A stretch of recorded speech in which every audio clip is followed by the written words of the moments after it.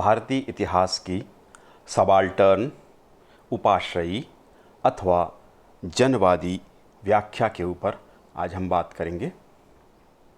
सबसे पहले सबाल्टर्न या उपाश्रयी अथवा जनवादी शब्द से क्या अभिप्राय है, इस पर हम विचार करेंगे, बात करेंगे।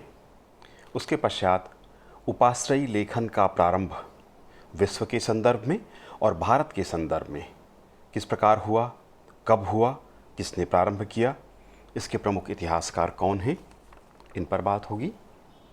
इसके पश्चात उपाश्रयी इतिहास लेखकों की प्रमुख मान्यताएं क्या थीं, जिन मान्यताओं के आधार पर जनवादी इतिहास या उपाश्रयी या सबाल्टर्न इतिहास का लेखन हुआ, उनकी क्या मान्यताएं थीं, उस पर हम चर्चा करेंगे विस्तारपूर्वक। इसके पश्चात भारत में उपाश्रयी इतिहास लेखक कौन कौन हैं, उनकी रचना कौन सी है और उन्होंने क्या लेखन किया है, इस पर विस्तारपूर्वक बात करेंगे। इसके बाद जनवादी इतिहास लेखन की कुछ समस्याएं हैं, किन समस्याओं का उनको सामना करना होता है, उन समस्याओं पर बात करेंगे। कौन कौन सी बाधाएं आती हैं जनवादी इतिहास लेखन में, और अंत में हम समीक्षा करेंगे सबाल्टर्न, उपाश्रयी अथवा जनवादी इतिहास लेखन में जो कुछ हो रहा है, लिखा जा रहा है, उस पर समीक्षात्मक टिप्पणी करेंगे।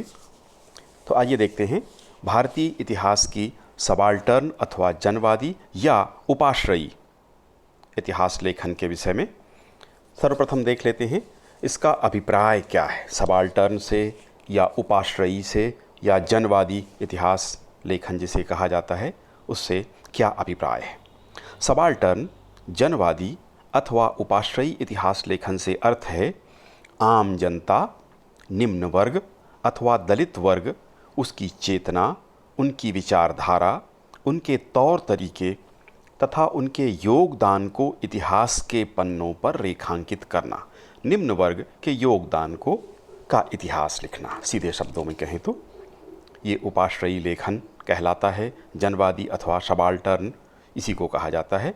इस वर्ग के इतिहास लेखकों का यह मानना है कि उच्च व उच्च मध्यम वर्ग का ही इतिहास में विवरण प्राप्त होता है।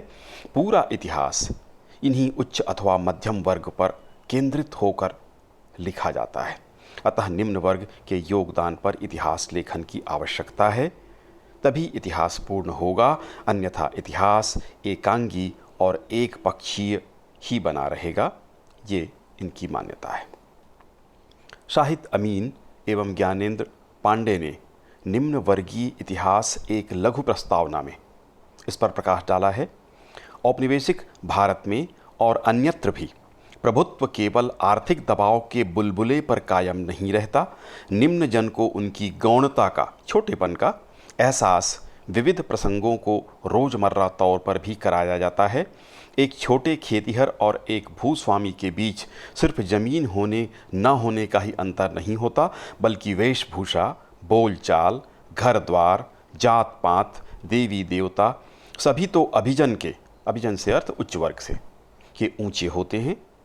उनके कपड़े, उनकी स्वच्छ बोली, उनकी साफ अटरिया, अटरिया से अर्थ मकान से है, उनकी ऊंची जात, उनके बड़े शिवालय, उनके पक्के देवगण, उनके शक्तिमान लठैत, उनके बलवान अभिजात अपने बड़प्पन की धाक सिर्फ लगान के समय ही नहीं जमाते, अपना हिस्सा लेने तक ही जमींदार का हक सीमित नहीं रहता, या यूँ कहिए कि यह हिस्सा सिर्फ नगदी तक सीमित नहीं रहता। कृषक जीवन के लगभग सभी पहलुओं पर जमींदार का दखल होता है। सबाल्टर्न या निम्न वर्गीय शब्दावली से हमारी मुराद हर प्रकार के प्रभुत्व और मातहती दर्जे को, चाहे वह आर्थिक या सांस्कृतिक शक्ति, बाहुबल या सेना या फिर वर्ण, जाति या लिंग की श्रेष्ठता के आधार पर हो, इतिहास में दर्शाने की थी। इस मंशा से इन्होंने इतिहास का लेखन किया, इस पर इन्होंने प्रकाश डाला। तो ये निम्न वर्ग कहते हैं और उनके योगदान को इतिहास में नहीं लिखा गया है, तो उस योगदान को इतिहास में लिखना चाहते हैं। सबाल्टर्न अध्ययन एवं लेखन का प्रारंभ वैश्विक संदर्भ में सबाल्टर्न का अध्ययन, इसकी नींव कैम्ब्रिज विश्वविद्यालय में पड़ी थी, वहाँ से इसकी शुरुआत हुई। सबाल्टर्न शब्द इटली के मार्क्सवादी विचारक अंतोनियो ग्राम्सी की रचनाओं से लिया गया है। इन्होंने सबसे पहले शब्द का प्रयोग किया था। भारत के संदर्भ में सबाल्टर्न इतिहास लेखन का श्रेय रणजीत गुहा को जाता है। इन्होंने 1982 में सबाल्टर्न स्टडीज़ नाम से एक ग्रंथ का लेखन प्रारंभ किया। इसकी 8 जिल्दें प्रकाशित हो चुकी हैं। इस ग्रंथ में विभिन्न लेखकों के 45 से अधिक लेख हैं। इसी तरह के लेखन का प्रयास हिंदी और बांग्ला भाषा में भी चल रहा है और बहुत कुछ पूर्ण भी हो चुका है। सबाल्टर्न स्टडीज़ के 1 से 6 जिल्दों का संपादन रणजीत गुहा के द्वारा किया गया। 7वें एवं 8वें जिल्द का संपादन ज्ञानेंद्र पांडे के द्वारा किया गया। इसके प्रमुख इतिहासकार रणजीत गुहा के अतिरिक्त सुमित सरकार, आर.सी. दत्त, शाहिद अमीन, ज्ञानेंद्र पांडे, रजनी पामदत्त, ये प्रमुख इतिहासकार हैं। ज्ञानेंद्र पांडे एवं शाहिद अमीन के अनुसार हमारी कोशिश एक नए तरह के इतिहास रचने का है, एक ऐसा इतिहास जो अभिजन के दायरे से बाहर जाकर निम्न वर्ग की ऐतिहासिक प्रक्रियाओं को भी परखे और उनके साथ साथ इन अभिजन और निम्न जन की प्रक्रियाओं को 2 अलग अलग पटरियों में न धकेल कर इन दोनों के पारस्परिक संबंध, आश्रय और द्वंद्व के जोर पर हमारे उपनिवेश काल की समझ को गतिशील करे। ये इन्होंने प्रयास किया, ऐसा ये लिखते हैं। Doctor R.K. बेहार लिखते हैं, जनवादी इतिहासकार निम्न जन के विचार और विचारों की उत्कृष्ट स्वतंत्रता को प्रमुखता प्रदान करने पर जोर देते हैं।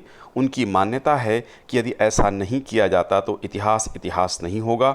हमें याद रखना होगा कि इतिहासहीन समाज का कोई भविष्य नहीं होता और भविष्यहीन समाज का कोई इतिहास नहीं होता।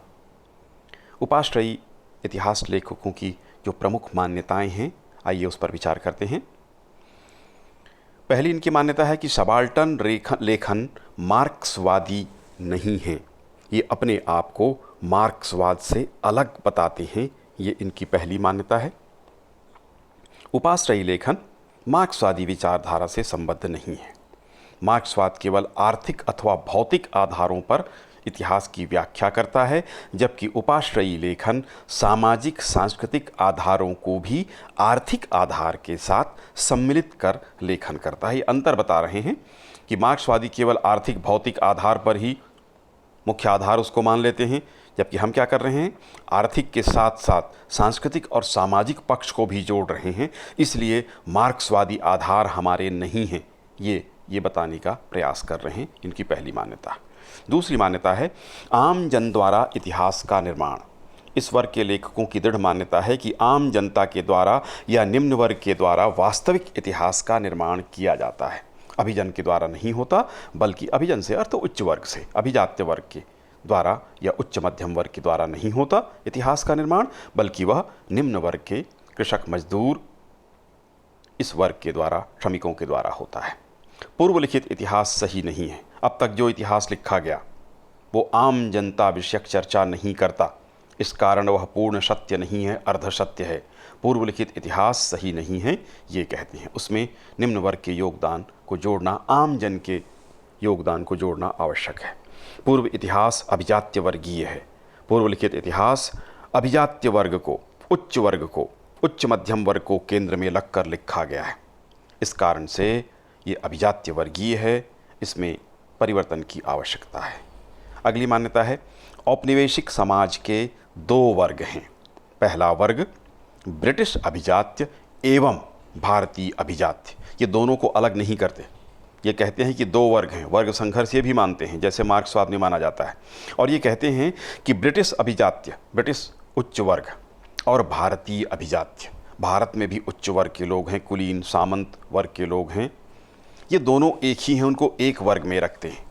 और दूसरा वर्ग बताते हैं भारतीय निम्न वर्ग, कृषक, मजदूर, श्रमिक, इन सबको रखते हैं। ब्रिटिश अभिजात्य और भारतीय अभिजात्य दोनों मिलकर एक वर्ग था और उसके विरोध में दूसरा वर्ग भारतीय निम्न वर्ग था। ऐसे इन लेखकों के द्वारा वर्ग संघर्ष की कल्पना की गई। 2 वर्गों का संघर्ष, ये दोनों वर्ग आपस में संघर्ष करते हैं, ये मार्क्सवाद का भी आधार है। और वही ये भी बताते हैं कि दोनों वर्ग एक दूसरे से संघर्ष करते हैं, उच्च वर्ग निम्न वर्ग का शोषण करता है।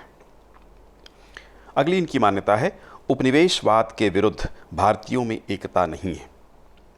विदेशी अधिकारों अथवा उपनिवेशवाद के विरुद्ध भारतीयों में एकता नहीं थी। निम्न वर्ग और उच्च वर्ग आपस में संघर्षरत थे तथा उच्च वर्ग में भी एकता की कमी थी। ये अंग्रेज़ों के खिलाफ संगठित नहीं थे, ये इनकी मान्यता है। राष्ट्रीय आंदोलन वस्तुतः हुआ ही नहीं। इस वर्ग के लेखकों का यह मानना है कि वस्तुतः राष्ट्रीय आंदोलन हुआ ही नहीं था। ये भ्रामक प्रचार था कि राष्ट्रीय आंदोलन चल रहा था।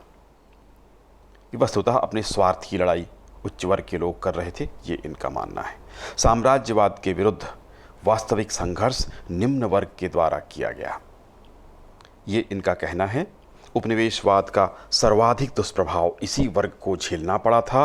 तो साम्राज्यवाद के विरुद्ध यदि देखा जाए तो वास्तविक संघर्ष तो निम्न वर्ग के द्वारा कृषक, श्रमिक और मजदूर वर्ग के लोग कर रहे थे, ये इनकी मान्यता है। उच्च वर्ग कांग्रेस का संघर्ष छलावा है, क्योंकि कांग्रेस, राष्ट्रीय कांग्रेस उस समय मुख्य संघर्ष का केंद्र बिंदु था। इनका यह कहना है कि ये केवल दिखावा कर रहे थे, छलावा कर रहे थे, अपने अधिकारों की मांग बस कर रहे थे उच्च वर्ग के लोग। वस्तुतः यह कोई आंदोलन या राष्ट्रीय आंदोलन नहीं था। कांग्रेस के नेता उच्च वर्गीय थे। ये भी कहते हैं कि जितने कांग्रेस के नेता थे जो नेतृत्व कर रहे थे, ये सभी उच्च वर्ग से संबद्ध थे। इसलिए अभिजात्य वर्गीय सोच था इनका। उच्च वर्ग का आंदोलन सत्ता प्राप्ति हेतु चल रहा था, अपने अधिकार चाहते थे। वो अंग्रेज़ों, उच्च वर्गीय अंग्रेज़ों से उच्च वर्गीय जो भारतीय थे वो सत्ता का हस्तांतरण चाहते थे, ये इनकी मान्यता है। स्वतंत्रता संग्राम औचित्यहीन था, कोई कारण नहीं था, कोई औचित्य इसका नहीं था। उच्च वर्ग के लोग अपने स्वार्थ के लिए लड़ाई कर रहे थे अंग्रेज़ों से, तो ये औचित्यहीन था स्वाधीनता आंदोलन, ये इनकी मान्यता है। उपनिवेश के अंतर्गत भारतीय विकास की ये बात करते हैं कि उपनिवेश के अंतर्गत भी भारतीय विकास संभव था।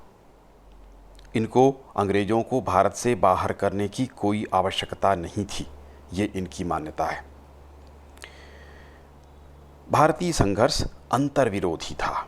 देश के भीतर दो वर्ग थे और वास्तविक संघर्ष इन दो वर्ग जो इन्होंने बताए थे, प्रथम वर्ग जिसमें अंग्रेज अभिजात्य वर्ग और भारतीय अभिजात्य वर्ग के लोग एक साथ रखा इन्होंने, और दूसरा वर्ग निचले तबके के लोग थे, इनके बीच संघर्ष चल रहा था। वास्तविक संघर्ष इनके बीच था, न कि भारतीय अंग्रेज़ों के बीच। ये संघर्ष का आयाम ही बदल देते हैं। भारत एक राष्ट्र नहीं बल्कि विभिन्न वर्गों के स्वार्थों का एक समूह है। इस वर्ग के लेखक भारत को एक राष्ट्र के रूप में स्वीकार नहीं करते, बल्कि विभिन्न पृथक पृथक वर्गों के स्वार्थों का एक समूह इसको मानते हैं। एक राष्ट्र के रूप में इनको परिभाषित नहीं करते। भारतीय राष्ट्रवाद अन्य राष्ट्रीयताओं से पृथक था।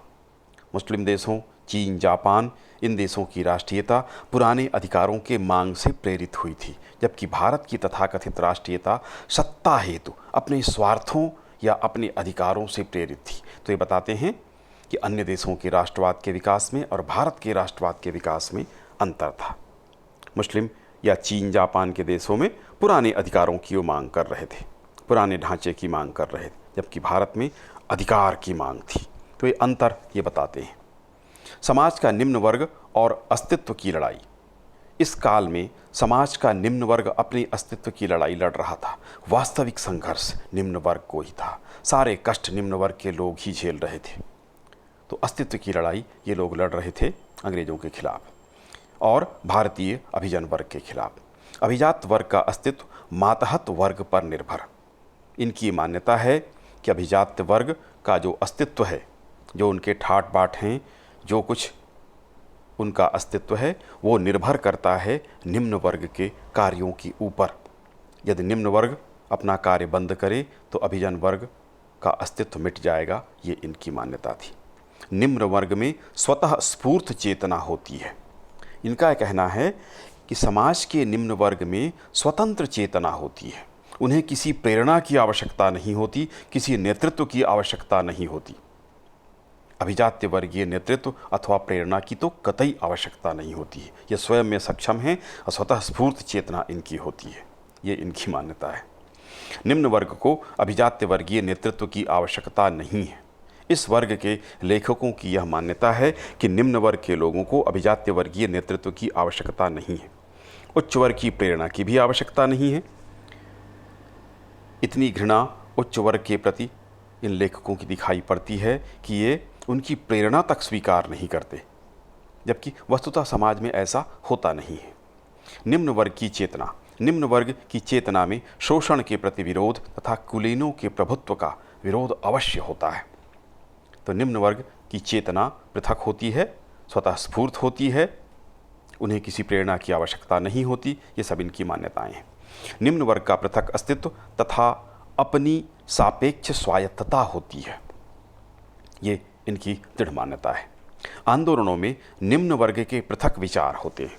बड़े आंदोलनों में नेताओं के साथ निम्न वर्ग के लोग भी जो कार्यकर्ता होते हैं वो शामिल तो होते हैं, लेकिन उनके विचार उच्च वर्ग के जो नेतागण होते हैं उनसे पृथक होते हैं। अभिजात्य वर्गीय इतिहास का लेखन इस वर्ग के लेखकों के द्वारा मार्क्सवादियों, राष्ट्रवादियों, साम्राज्यवादियों, नव साम्राज्यवादियों सभी को अभिजात्य वर्गीय इतिहास लेखकों की इन्होंने संज्ञा दी और इन्होंने कहा कि अभिजात्य वर्गीय लेखन है, इससे पृथक लेखन की आवश्यकता है। तो अभिजात्य वर्गीय इतिहास लेखन की संज्ञा इन्होंने हर प्रकार के इतिहास को अब तक जो लिखा गया था उसको दी। ये इनकी मान्यता थी। भारतीय कृषक एवं मजदूर आंदोलन पूर्णतः स्वायत्त एवं स्वतंत्र।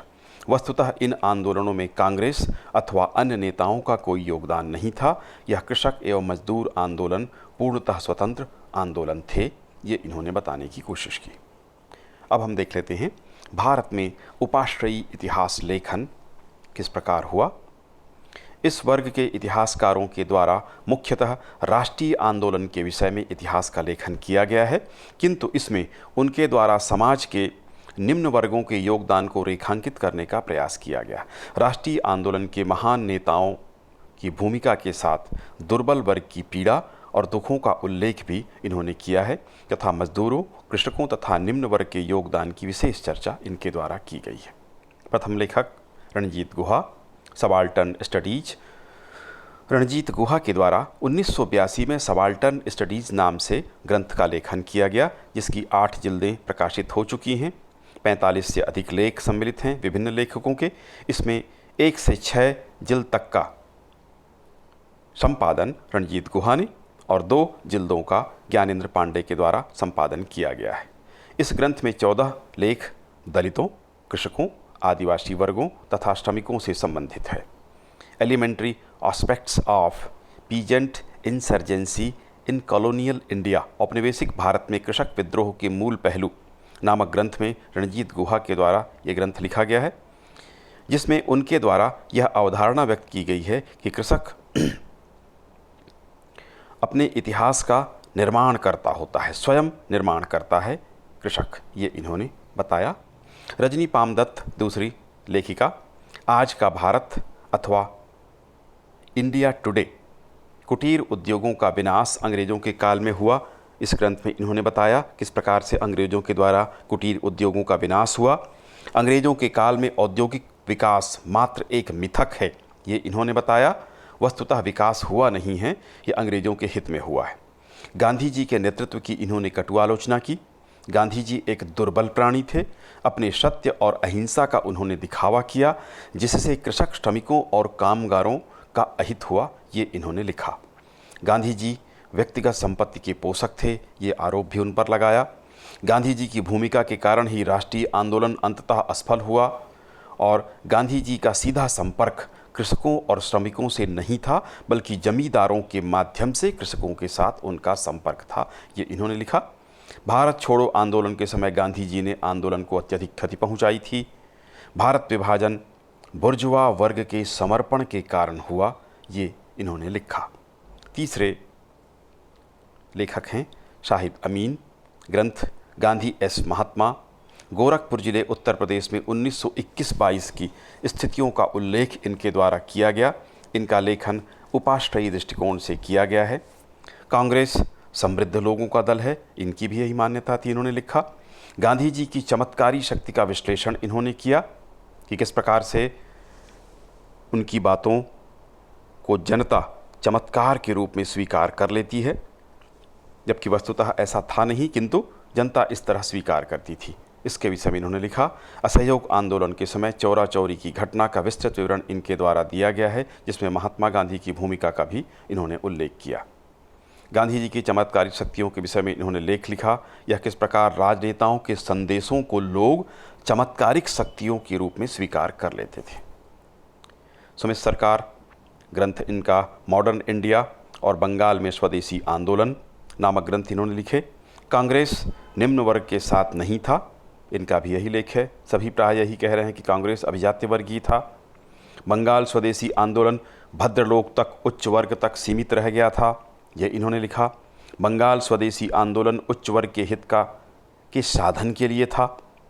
गांधी जी का नेतृत्व पूंजीवादी नेतृत्व था, ये इन्होंने लिखा। श्रमिक व कृषक आंदोलन का इन्होंने विश्लेषण किया। इनके कारण और परिणामों पर विस्तृत व्याख्या या लेख इन्होंने लिखे। निम्न वर्ग के राष्ट्रीय आंदोलन में योगदान को इन्होंने रेखांकित किया, किस प्रकार से उनकी भूमिका रही। गुजरात के राष्ट्रीय कृषकों के आंकड़े एकत्र किए और उसका विवरण दिया, ये भी उपाश्रयी आधार पर लिखा गया। राष्ट्रीय आंदोलन में आदिवासियों की भूमिका का इन्होंने अध्ययन किया और कृषकों की भूमिका का भी विस्तृत रूप से इन्होंने अध्ययन किया। आर.पी. दत्त, ग्रंथ का नाम इनका इंडिया टुडे। कांग्रेस पर कृषकों के शोषण व उत्पीड़न का इन्होंने आरोप लगाया। कांग्रेस अपने संकीर्ण संवैधानिक लाभ में लिप्त था, ज़्यादा से ज़्यादा अधिकार प्राप्त करने का प्रयास कर रहा था, या कांग्रेस के द्वारा ये प्रयास हो रहा था। गांधी जी का कृषकों से सीधा संपर्क नहीं था, बल्कि जमींदारों के माध्यम से उनका कृषकों के साथ संपर्क था, ये इन्होंने भी लिखा। प्रायः सभी की इसी प्रकार की मान्यता थी, वो कांग्रेस और गांधी जी की आलोचना करते हैं। अगले लेखक हैं ज्ञानेंद्र पांडे। सबाल्टर्न स्टडीज़ नामक ग्रंथ में 7वीं और 8वीं जिल्द का संपादन इनके द्वारा किया गया। रणजीत गुहा के द्वारा लेखन किया गया था, संग्रहण किया गया था, और संपादन 2 जिल्दों का इनके द्वारा किया गया। रिमेंबरिंग पार्टीशन नामक ग्रंथ का लेखन भी इनके द्वारा किया गया, जिसमें भारत विभाजन के विषय में सबाल्टर्न दृष्टिकोण से लेखन किया गया। हिस्ट्री ऑफ प्रेजुडिस, इस ग्रंथ का लेखन भी ज्ञानेंद्र पांडे के द्वारा किया गया। यह ग्रंथ भी उपाश्रयी दृष्टिकोण से लिखा गया है तथा इसमें भारत और अमेरिका के विषय में चर्चा की गई है।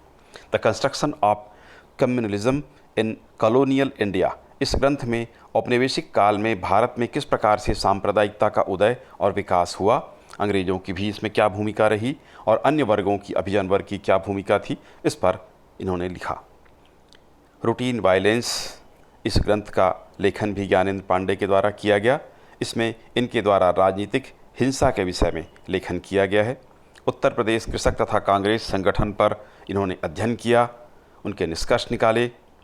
स्थानीय कांग्रेस संगठन की ताकत, कृषकों के लड़ाकूपन के मध्य उल्टे संबंधों के बारे में इन्होंने स्पष्टीकरण दिया। सबाल्टर्न स्टडीज़ में मुख्य धारा के राष्ट्रवाद की पुनर्व्यवस्थाओं के अतिरिक्त आदिवासी आंदोलनों, उपासना के महत्वपूर्ण, उपाश्रयी मत के महत्वपूर्ण अध्ययन, बंगाल के श्रमिक इतिहास पर कीपेश चतुर्वेदी के उत्साहजनक परंतु विवादास्पद लेख भी इसमें शामिल थे। सबाल्टर्न गुट ने सामूहिक सांप्रदायिकता और जमींदारों के प्रति काश्तकारों के दब्बूपन का भी अध्ययन किया। जनवादी इतिहास लेखन में कुछ समस्याएं या बाधाएं उपस्थित होती हैं जब लेखन का प्रयास होता है। वो कौन सी समस्याएं हैं? मूल स्रोत तथा कर्ता के पारस्परिक संबंध से समस्या। इतिहास के जो मूल स्रोत हैं तथा निम्न वर्ग के कर्ता तत्व के बीच सीधा कोई संबंध नहीं होने के कारण इनके इतिहास लेखन में समस्या आती है, सामना करना होता है। इतिहास के मानक स्रोतों में निम्न वर्ग की जानकारी नहीं। इतिहास के जो पूर्व निर्धारित मानक स्रोत हैं, साधन हैं इतिहास के, वो निम्न वर्ग विशेष की जानकारियाँ बहुत कम मात्रा में इनमें प्राप्त होती है। इस कारण से इतिहास लेखन में दिक्कत आती है। निम्न वर्ग से संबंधित दस्तावेज आपराधिक अथवा गैर कानूनी कृत्यों से संबंधित ही प्राप्त होते हैं। इसका अर्थ ये नहीं कि निम्न वर्ग के लोग आपराधिक गतिविधियों में संलग्न होते हैं, बल्कि ये कि इस वर्ग के लोगों में कोई लेखन हुआ ही नहीं। इनमें जो अपराधी थे उनका रिकॉर्ड पुलिस डिपार्टमेंट के द्वारा प्राप्त होता है, ये इसका अर्थ है। बाकी दस्तावेज इनके प्राप्त होते ही नहीं। लिखा ही नहीं गया, इनका कोई रिकॉर्ड नहीं मिलता है, ये इसका अर्थ है। निम्न वर्ग द्वारा लिखित स्रोत नहीं। जनवादी इतिहास लेखन में निम्न वर्ग से संबंधित लिखित स्रोतों की नहीं के बराबर प्राप्ति होती है, नहीं लिखते हैं, इस कारण से प्राप्ति नहीं होती है।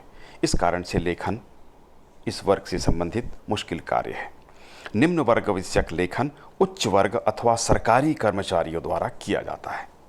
जनवादी इतिहास लेखन हेतु निम्न वर्ग विषयक लेखन या तो उच्च वर्ग के लोगों के द्वारा किया गया है अथवा सरकारी कर्मचारियों के द्वारा जहाँ पर आवश्यक होता है वहाँ पर किया गया है। निम्न वर्ग के लोगों ने स्वयं लेखन नहीं किया, इस कारण से इनके इतिहास लेखन में बाधा आती है। निम्न वर्ग को ऐतिहासिक दस्तावेज तैयार करने में अरुचि थी, इस कारण से इन्होंने कोई संग्रहण या लेखन नहीं किया, ये एक बड़ी बाधा है। प्राप्त दस्तावेज इतिहास लेखन हेतु अपर्याप्त हैं। जो कुछ अत्यल्प मात्रा में दस्तावेज प्राप्त होते हैं वो इनके इतिहास लेखन के लिए पर्याप्त नहीं है, उसकी जानकारी पर्याप्त हमको प्राप्त नहीं होती है। लोक गाथा, लोकगीत, लोक स्मृति, किंवदंती, कथा एवं परंपराएं आधार हैं।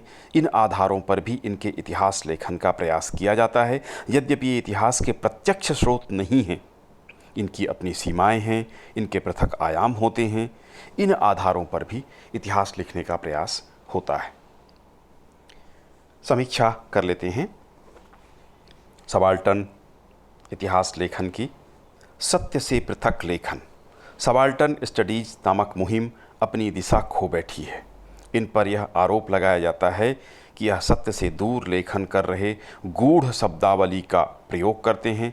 पोस्ट स्ट्रक्चरलिज्म और रिकंस्ट्रक्शन एंड डिस्कोर्स जैसी उपमा इन्हें दी जा रही है।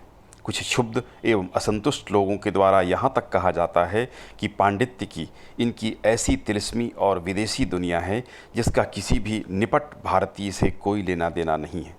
ये स्वप्नलोकीय कल्पना करते हैं, उस पर लेखन करते हैं, ऐसे आरोप इन पर लगाए जाते हैं। संकुचित दृष्टिकोण से लेखन। विपिन चंद्र लिखते हैं कि उपाश्रयवाद के अंतर्गत इतिहास लेखन में औपनिवेशिक भारत में कृषक प्रतिरोध तथा कृषक चेतना अधिकाधिक स्पष्ट हुई है। इसके अतिरिक्त कृषक समुदाय और राष्ट्रीय आंदोलन पर प्रकाश डाला गया है। इन सभी प्रकरणों पर उपाश्रयवादियों का दृष्टिकोण स्पष्ट है, वह एक तरफा और तंग नज़र इतिहास लेखन के शिकार हुए हैं। एक तरफा इतिहास लिखते हैं, तंग नज़र के शिकार हुए हैं, अतः संकुचित दृष्टिकोण का आरोप इन पर लगा रहे हैं। ब्रिटिश अध्ययन पद्धति, विशिष्ट अध्ययन पद्धति नहीं थी इनके पास, क्योंकि सबाल्टर्न इतिहास लेखन निम्न वर्ग कृषक, श्रमिक और मजदूरों के विषय में लिखना था, किंतु इसके लिए कोई अध्ययन प्रणाली नहीं अपनाई गई। वेद प्रकाश बटुक ने लिखा, अभी तक इतिहास लेखन में जो दृष्टिकोण रहा है उसमें सामान्य जनता का प्रतिनिधित्व प्रायः शून्य के बराबर है। ये इन्होंने लिखा। इतिहास लेखन जनता का नहीं, जनवादी सिद्धांत का प्रतीक है।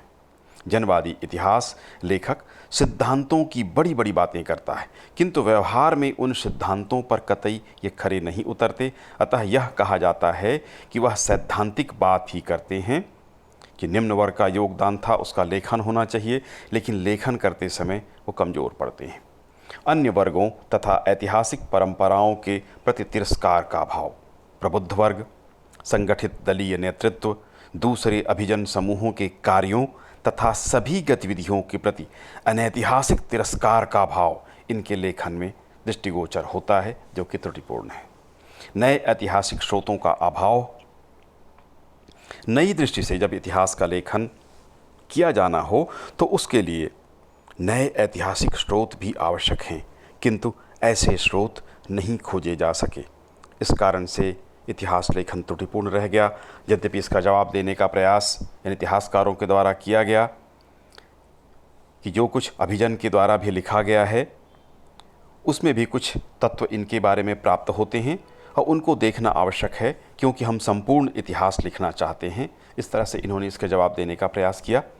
उच्च मध्यम वर्ग की भूमिका को कम आंकना। राष्ट्रीय आंदोलनों में उच्च और मध्यम वर्ग की भूमिका को कमतर आंकने का प्रयास इन्होंने किया, ऐसा आरोप इन पर लगता है। मार्क्सवाद पर आधारित यह विचारधारा है। यद्यपि इस वर्ग के इतिहासकारों के द्वारा अपने को मार्क्सवाद से पृथक विचारधारा के रूप में प्रस्तुत किया गया, किंतु कहीं न कहीं इनका मूल मार्क्सवाद पर ही आधारित है। उदाहरणार्थ, ये भी वर्ग संघर्ष की कल्पना करते हैं, दो वर्ग में बांटकर संघर्ष बताते हैं जो मार्क्सवाद का आधार है, और आर्थिक पक्ष को, भौतिक पक्ष को ये भी महत्वपूर्ण मानते हैं, जो कि मार्क्सवादी विचारधारा के मूल तत्व हैं, उनको लेकर ही चलते हैं। यद्यपि इसमें सामाजिक और सांस्कृतिक पक्ष को ये जोड़ते हैं, किंतु मूल धारणा इनकी भी मार्क्सवाद के ऊपर ही आधारित है। निम्न वर्ग में स्वतः स्फूर्त चेतना की इनकी जो धारणा है वो त्रुटिपूर्ण है। निम्न वर्ग में स्वतः स्फूर्त चेतना हो, यह हर जगह आवश्यक नहीं है। इस वर्ग के इतिहासकारों का यह कथन इस तथ्य की ओर इशारा करता है कि यह मध्यम वर्ग और उच्च वर्ग से किस प्रकार द्वेष भाव रखते थे। उच्च वर्ग मध्यम वर्ग का नेतृत्व या उनकी प्रेरणा से भी इनको घृणा थी। मृदुला मुखर्जी ने लिखा है, उपाश्रयी दृष्टिकोण की तार्किक मांग यह है कि सभी बाहरी लोगों को दखलदार या किसानों के सुरक्षित क्षेत्र पर अतिक्रमण करने वाले लोग माना जाए। इस तरह का दृष्टिकोण ये रखते हैं। अभिजन वर्ग के सैद्धांतिक विरोध, अभिजन वर्ग से ये सैद्धांतिक विरोध रखते हैं। अभिजन वर्ग के योगदान को कम आंकने से लेकर सैद्धांतिक और स्वाभाविक विरोध इस वर्ग के प्रति उपाश्रयी इतिहासकार प्रदर्शित करते हैं। निम्न वर्ग का इतिहास लेखन सराहनीय कार्य है। इन सभी आरोपों के बावजूद इतिहास में निम्न वर्ग की भूमिका के विषय में अत्यंत कम चर्चा की गई। इस वर्ग के इतिहासकारों के प्रयास से इतिहास में इस वर्ग की भूमिका को स्थान प्राप्त हुआ, जो सराहनीय कार्य है। मूल स्रोतों में इस वर्ग की जानकारी न होने के कारण अधिक परिश्रम के बाद यह लेखन संभव हो पाता है। तो जो इन इतिहासकारों ने प्रयास किया है, निश्चित रूप से ये प्रयास सराहनीय है और निम्न वर्ग के इतिहास का लेखन अवश्य होना चाहिए। अल्प ऐतिहासिक स्रोतों में इतिहास का लेखन इनके द्वारा किया गया है। कम जानकारी होने के कारण, लेखन कम होने के कारण लोक गाथाओं, परंपराओं, लोकगीतों, अनुश्रुतियों का भी अध्ययन इन इतिहासकारों ने किया है और उससे इनके इतिहास को निकालकर लेखन का प्रयास किया गया है। ये सराहनीय कार्य है। कृषकों, श्रमिकों तथा आदिवासियों के योगदान का लेखन इनके द्वारा किया गया। विशेषकर राष्ट्रीय आंदोलन में कृषकों, श्रमिकों और आदिवासियों की जो भूमिका थी, उस भूमिका का लेखन पूर्व में कम हुआ था, उसका विस्तार पूर्वक लेखन इनके द्वारा किया गया। इसकी भी निश्चित रूप से मुक्तकंठ से सराहना होनी चाहिए। डॉक्टर मानिकलाल गुप्ता ने लिखा, निम्न जन इतिहास रचना का प्रयास इतिहास लेखन, चिंतन और मनन के विषय में महत्वपूर्ण प्रश्न और समस्याएं उत्पन्न करते इतिहास के शोधकर्ताओं को उनसे जूझना पड़ता है। फिर भी उपाश्रयी स्वायत्तता के इतिहासकारों को नए विषयों को उठाते हुए इतिहास लेखन की इस विधा में कुछ रोमांचक प्रतीत होता है। इससे अधिक कुछ परिकल्पना और प्लाकरण नहीं हो सकता। इरफान हबीब ने लिखा, वस्तुतः सबाल्टर्न इतिहासकार दुखांतिका ट्रेजडी के केवल प्रसन्न चित्त वाचक हैं, मुक्ति की तलाश उनका काम नहीं है। इरफान हबीब ने लिखा। मृदुला मुखर्जी लिखती हैं, अभिजन क्षेत्र से उपाश्रयी क्षेत्र का संबंध मूलतः शत्रुतापूर्ण था। यह एक स्वायत्त क्षेत्र था और अभिजन के प्रभुत्व के विरोध का विचार इसकी स्थायी विशेषताओं में से था। उनके संबंधों का संरचनागत अंतर्विरोध इतना स्पष्ट था कि अभिजन और उपाश्रयी राजनीति की दो धाराओं को एक साथ लाने का कोई भी प्रयास हमेशा ही विस्फोटक स्थितियों को जन्म देता था। डॉक्टर ब्रजेश कुमार श्रीवास्तव का कथन उल्लेखनीय है, निष्कर्ष के रूप में भी कहा जा सकता है या इनके योगदान को रेखांकित करता है। सबाल्टर्नवादियों ने किंग्सले के विपरीत भीड़ की संस्कृति का अध्ययन कर एनल्स परंपरा की तरह सामान्य व्यक्तियों को भी इतिहास के पन्नों पर सम्माननीय स्थान दिया है।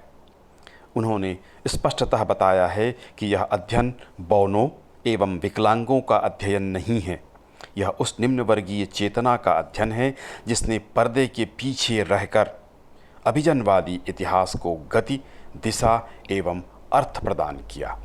इनका यह कथन निश्चित रूप से उल्लेखनीय है और ये सही लिख रहे हैं कि जो जनवादी इतिहास लेखन है, उपाश्रयी या सबाल्टर्न इतिहास लेखन का प्रयास है, निश्चित रूप से निम्न वर्ग हमारे श्रमिकों, कृषकों और मजदूरों का महत्वपूर्ण योगदान इतिहास में रहा है, जिसका कि लेखन बहुत कम हुआ है। उसके लेखन का जो प्रयास इस वर्ग के इतिहासकारों के द्वारा किया जा रहा है, निश्चित रूप से वह उल्लेखनीय, सराहनीय है, किंतु इनका जो संकुचित दृष्टिकोण है उसको त्याग कर संपूर्ण इतिहास का लेखन होना चाहिए।